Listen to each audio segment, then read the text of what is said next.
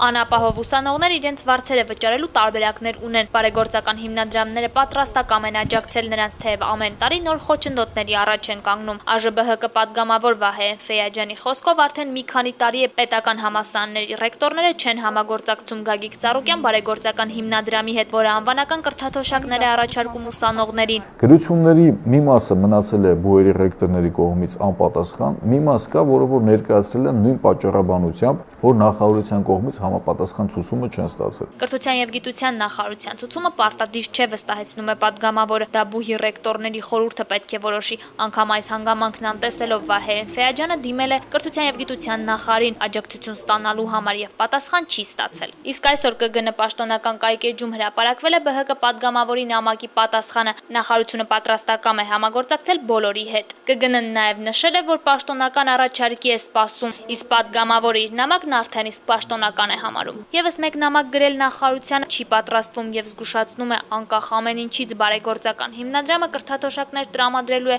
սոցիալապես անապահով ուսանողներին։ Հազարավոր ուսանողներ իրենց նամակները, իրենց խնդրանքները, իրենց դիմումն են ներկայացնում պարոն Ծառուկյանին։ Այդ ամբողջությամբ մենք ամփոփենք, կխմբագրենք, կներկայացնենք հիմնադրամի խորհրդին, նրանք կորոշեն, թե ովքեր են այդ տարի արժանանալու կրթաթոշակների։ Օրեր առաջ ՀՀԿ պատգամավոր Սամվել Ալեքսանյանը նույնպես դիմել էր կրթության եւ գիտության նախարարություն ուսանողներին աջակցելու համար եւ ստացել էր նախարարության համաձայնությունը, որն է պատճառը, որ ԲՀԿ պատգամավորի առաջարկը նույնքան արագ չստացավ պատասխան։ Հետևությունները եւ գնահատականները ինձ կարծիքով լավագույնս հենց հասարակությունը պատկերացնում է ուսանողները մասնավորապես